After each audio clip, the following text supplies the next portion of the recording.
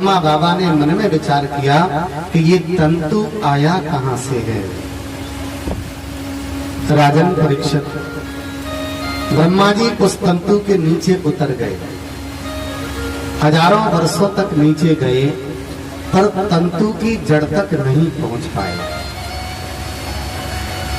फिर आकर उसी कमल पर बैठ गए। बैठने के बाद में चारों तरफ देखा तो विष्णु सो रहे हैं। विष्णु को कुछ नहीं पता। जहां से सृष्टि का शून्य से संचालन शुरू होता है, उसी शून्य ने जल को प्रेरणा दी और उसी शून्य की प्रेरणा से जल में एक लहर पैदा हुई। और लहर जब पैदा हुई तो लहर से एक सुंदर शब्द बना त, और दूसरी तरफ से लहर हुई तो उस दूसरी तरफ के लहर से शब्द बना प। ब्रह्मा बाबा ने दोनों को जोड़ा और एक सुंदर शब्द का निर्माण किया। अच्छा, त और प को जोड़ देंगे तो क्या बन जाएगा? तप। ब्रह्मा बाबा समझ गए कि हम सबको बनाने वाला कोई और है। तप करने लगे। मुझे उस शक्ति को देखना है। राजन परीक्षित घोर तप किया। घोर तप करने के बाद में आकाश से आकाशवाणी हुई। एक बात और कहें, ये वाणी शब्द ब्रह्म की वाणी है। वह शून्य जो ऊपर का है ना, वो इस शब्द से भी परे है। वह लीला में नहीं है।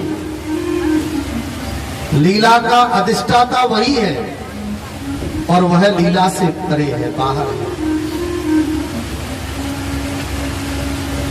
कहो ब्रह्मा तप कैसे कर रहे हो? ब्रह्मा ने कहा प्रभु मैं देखना चाहता हूं आपको।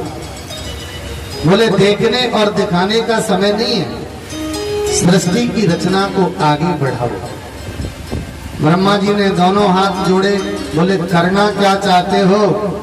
बोले हम ये चाहते हैं कि पृथ्वी पर 3 लोकों का निर्माण हो, भुवनों का निर्माण हो, योनियों का निर्माण हो, तल अतल वितल ये सब इन पातालों का निर्माण हो। ब्रह्मा जी ने मुस्कुराकर कहा प्रभु मैं ये सब निर्माण नहीं कर सकता। क्यों? भगवान, आज की सृष्टि में अगर किसी के 2-3 मकान बन जाएं तो वह अपने आप को सबसे बड़ा धनाढ्य समझने लगता है। कहने का मेरा भाव सिर्फ इतना है कि 2-3 मकान वाले को इतना अभिमान हो जाता है तो 3 लोक का निर्माण करने वाले ब्रह्मा को कितना अभिमान होगा। आकाशवाणी ने उत्तर दिया। पहला श्लोक बोल रहा हूं, ये भागवत के चतुश्लोकी श्लोक है। भागवत के चतुश्लोकी हैं, श्लोक हैं। पहला अहमेवासमेवाग्रे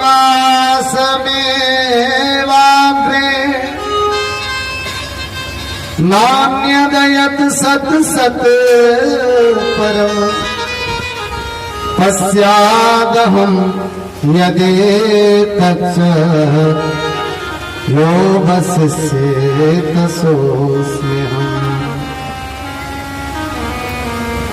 अहमेवासमेवाग्रे,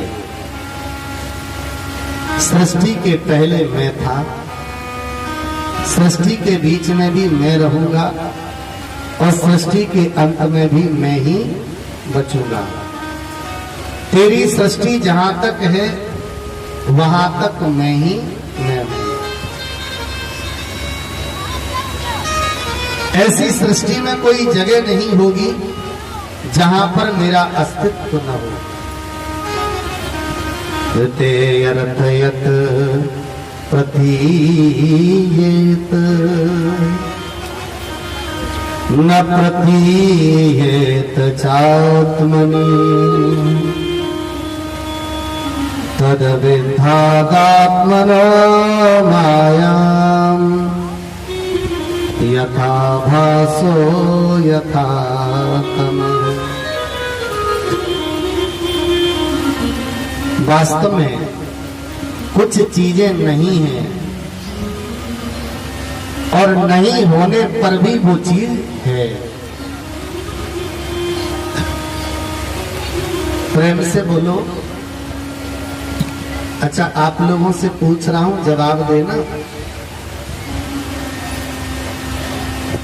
संसार में ऐसे कई लोग मिले होंगे जो आपसे ये कहते होंगे कि हम तुम्हें बहुत प्रेम करते हैं। हंसने वाली बात नहीं है। अगर किसी ने न कहा हो तो पति ने तो कहा ही होगा। पति बैठे हैं तो उनकी पत्नियों ने भी कहा होगा। तो एक बात और सुन लीजिए, अगर कोई संसार में ये कहता है कि हम तुम्हें बहुत प्रेम करते हैं, समझ लेना वो आदमी 2 नंबर का है, झूठ बोल रहा है, आपके साथ छल कर रहा है, आपको धोखा दे रहा है। आप सोच रहे होंगे कि कैसे, मैं बताए देता हूं, आपकी समझ में आ जाएगा तुरंत। एक बात बताइए, माँ ने अपने बेटे से कभी कहा कि बेटा मैं तुझे प्रेम करती हूं? कहा? नहीं कहा। बताइए, क्या माँ बेटे से प्रेम नहीं करती?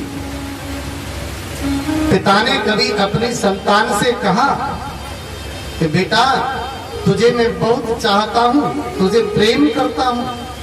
कहा क्या पिता ने? वैसे एक बात बताऊं, पिता अपनी संतान को सबसे ज्यादा प्रेम करता है और संतान के लिए भूखा रह जाता है, संतान के लिए अच्छे कपड़े और खुद फटे कपड़ों में जीवन व्यतीत कर लेता है। खाने की इच्छा हो रही है, सामने भोजन रखा है, पर जेब में रख के ले जाएगा, चलो बेटा आएगा तो मैं उसे दे दूं यार। ईमानदारी से बताइए, इतना प्रेम करता है, क्या वो कभी बेटे से कहता है? जहां सच्चा प्रेम होता है वहां कहा नहीं जाता, और जहां कहा जाता है ईमानदारी से बताना वहां प्रेम होता है कि नहीं होता? समझ में आ गई बात? घर जाना, अगर पतिदेव कहें कि प्रेम करते हैं, समझ लेना जासूसी शुरू, मामला गड़बड़ है कहीं। प्रेम से बोलो। आप सोच रहे होंगे कि न लड़ाई हो तो लड़ाई करवा दे महाराज। अर्थयत प्रतीयेत, कुछ चीजें हैं नहीं, दिखती नहीं है पर वो होती हैं, और कुछ चीजें दिखती हैं पर वो होती नहीं है। तेजो बारि मृदा यथा विनिमयो, रेत पर पानी का भ्रम मैंने बताया था आपको, प्रकाश के परावर्तन के कारण था, पर वहां पानी नहीं होता, पर पानी का भ्रम हिरण को होता है। कस्तूरी कुंडल बसे मृग ढूंढे बन माए, जब सुगंध आती है तो जंगल में वह कस्तूरी को समझता है और जंगल जंगल भटकता है, पर कस्तूरी जंगल में नहीं है। कस्तूरी तो उसकी नाभि नहीं है। तथा विद्भादात्मनो माया, ब्रह्मा कुछ चीजें हैं वो नहीं है और कुछ नहीं है तो हैं, पर ध्यान रखना, जहां चीजें हैं नहीं वहां नजर आती हैं, और जहां नजर आती हैं वहां वो चीजें हैं नहीं। तथा विद्यादात मनो माया, ये माया है जो भ्रम पैदा करती है। यथा भासो यथा तमः, माया से आभास होता है और माया से आभास नहीं होता। यथा महान्ति भूतानि भूतेषु चावचेष्वनु प्रविष्टानि प्रविष्टानि तथा ते सोनतेष्वः। अच्छा, एक बात और बताइएगा आप सभी लोग, शरीर में आंखें हैं कि नहीं है? पर कभी कभी आपने देखा होगा कई लोगों के शरीर में आंखें हैं पर उन्हें दिखाई नहीं देता। आंखें हैं पर दिखाई नहीं देता। अब एक बात बताओ, आंखें हैं और दिखाई नहीं देता, और कई लोगों के आंखें बिल्कुल नहीं हैं पर उन्हें पता है कि यहाँ से ये घर आ गया, वो घर आ गया, फलाने व्यक्ति आ गए, उन्हें सब महसूस होता। आंख तो है पर क्या आंख के अंदर जो देखने की शक्ति है, जिसे कहते हैं चक्षु, चक्षु इंद्रिय, अगर वो चक्षु इंद्रिय है तो आंखें संसार को देख सकती हैं। अगर वो चक्षु इंद्रिय नहीं है तो आंख भले ही सुंदर बनी रहे पर वो दुनिया को नहीं देख सकती। कान बने हैं, अच्छे बने हैं, इनमें 4-4 नग हीरे जड़वा लिए पर सुनाई नहीं पड़ रही। क्यों भैया? क्योंकि इनके अंदर श्रवणेंद्रिय नहीं है। घर जाना, घर और नाक को फाड़ना बीच में से है, और ये ढूंढना कि नाक के अंदर सूंघने की शक्ति कहाँ है। ऐसी कौन सी मशीन है जो नाक के अंदर है और वो सूंघती है? बात बताऊं, पूरे शरीर में ढूंढना कहीं नहीं मिलेगी, पर वो शक्ति नाक के अंदर है, इसलिए सुगंध आती है। कान का ऑपरेशन करा लेना, कोई श्रवणेंद्रिय नहीं मिलेगी, पर कान के अंदर श्रवणेंद्रिय है। अच्छा, किसी की जीभ कटी हो तो उसके अंदर से रक्त निकलता है, मांस निकलता है, पर जीभ में चखने वाली स्वाद वो मशीन कभी निकली क्या? दिखाई देती है क्या? दिखाई नहीं देती, पर जीभ के अंदर स्वाद को चखने वाली वो इंद्रिय जीव के अंदर मौजूद है, नहीं है? है। वाणी शरीर से निकलती है, शब्द शरीर से निकलते हैं, पर शब्द कभी दिखाई दिए? आंखों से। अगर शब्द आंखों से दिखाई दिए होते तो बहरे व्यक्ति को कानों की जरूरत नहीं पड़ती, देखकर पहचान लेता कि बोल क्या रहा है। विचार करना, शब्द निकलते हैं पर दिखाई नहीं देते, शब्द होते हैं पर दिखाई नहीं देते, महसूस होते हैं, सुनाई देते हैं। ठीक उसी प्रकार सृष्टि में वायु होती है, महसूस होती है कि हवा चल रही है, पंखे से हवा निकल रही है, पर कभी हवा को देखा कि लाल रंग की है कि पीले रंग की है पर दिखाई। अच्छा, कुछ चीजें दिखाई देती हैं पर वो है नहीं। ये तो वो चीजें थी जो दिखाई नहीं देती पर हैं, और कुछ चीजें ऐसी हैं जो दिखाई देती हैं परंतु वो चीजें है नहीं। जैसे झूठा प्रेम दिखाई देता है परंतु आंतरिक है नहीं है। बड़ाई, मुंह पर व्यक्ति खूब बड़ाई करता है पर आंतरिक भाव में छुरी चल रही है कि नहीं ये समझ में, अंदर इसके क्या चल रहा है ये समझ में नहीं आता। ठीक उसी प्रकार जैसे 10 इंद्रिय, 5 तत्व, मन बुद्धि चित्त, ये 18 हमारे सूक्ष्म शरीर का निर्माण करते हैं।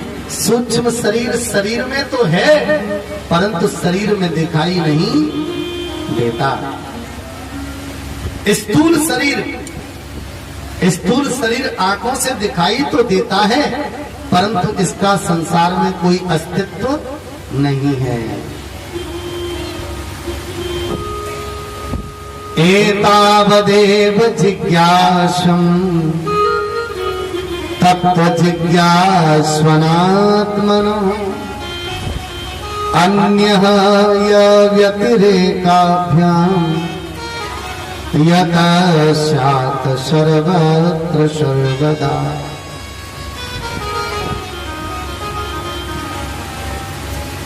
जिज्ञासु लोग जो जानना चाहते हैं, जो परमात्मा को खोजना चाहते हैं, जिन खोजा तिन पाइया गहरे पानी तैर, सतगुरु की शरण में जाते हैं। सतगुरु मार्ग बताता है और उस मार्ग पर चलना स्वयं को पड़ेगा, और वो चलकर उस ब्रह्म तक पहुंचता है। ध्यान रखना, बहुत सारे रास्ते मिलेंगे। सतगुरु अगर अच्छा है, उसने मार्ग अच्छा बता दिया तो मंजिल तक आप पहुंच जाओगे। और सतगुरु बिगड़ गया, उसने रास्ता सही नहीं बताया तो भटक जाओगे, और हो सकता है कि रास्ते में ऐसे भटको कि फिर कभी मंजिल मिले ही नहीं। इसलिए सच्चे सतगुरु की शरण में पहुंचना। प्रेम से बोलो राधे। और सुन लीजिए, कथा कहने वाले, बात करना, हर कथा कहने वाला सतगुरु नहीं हो सकता। हर प्रवचन करने वाला सतगुरु नहीं हो सकता।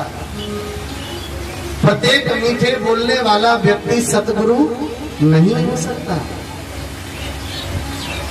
आप सोच रहे होंगे कि ये ऊट पटांग कैसी बातें हो रही हैं। सुन लीजिए, जब लक्ष्मण जी को शक्ति लगी, लक्ष्मण जी के लिए बूटी लेने कौन गए थे? हनुमान जी। ये तो पता होगा सबको, नहीं पता होगा तो सुन लो। हनुमान जी गए थे, कहाँ गए थे? बूटी लेने। रास्ते में कौन मिला था? अब ये सोच रहे हैं कि मिला तो कोई था, पर पता नहीं कौन मिला था। अब आप कह रहे हैं तो कोई न कोई तो मिला ही होगा। रास्ते में कालनेमी मिला के नहीं मिला। और कालनेमी ने भेष काय का बनाया? साधु का। कर क्या रहा था? बोले राम जी की कथा कह रहा था। तो ध्यान से सुनना, हर सुंदर भेष वाला व्यक्ति संत नहीं हो सकता, और हर कथा कहने वाला व्यक्ति सतगुरु नहीं हो सकता। और ऐसी कथा कही, कैसी कि हनुमान जी बूटी लाना भूल गए और कालनेमी के पास पहुंचे। कालनेमी ने कथा कही, रामचरितमानस में वर्णन है कि होते महारण रावण रामे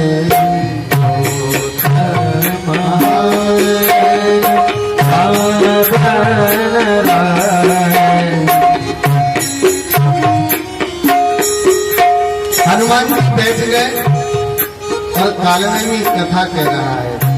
कैसी कथा कही? ऐसे हाथ करके, महारण हो रहा है। क्या हो रहा है? महारण युद्ध। किसमें हो रहा है? चौपाई को सुनना ध्यान से। होते महारण रावण रावण, होते महारण रावण रावण। हनुमान जी ने कहा गुरु जी भूल गए आप। कैसे भूल गए? बोले चौपाई गलत कह रहे हैं आप, थोड़ा दिमाग लगाइए, शुद्ध करिए चौपाई को। कालनेमी ने कहा नहीं नहीं, मैं सही कह रहा हूं। आप लोग बताइए चौपाई सही है कि गलत है? चौपाई तो सही लिखी है, गलत कैसे हो गई? हनुमान जी ने क्यों टोक दिया? तो हनुमान जी के टोकने का कारण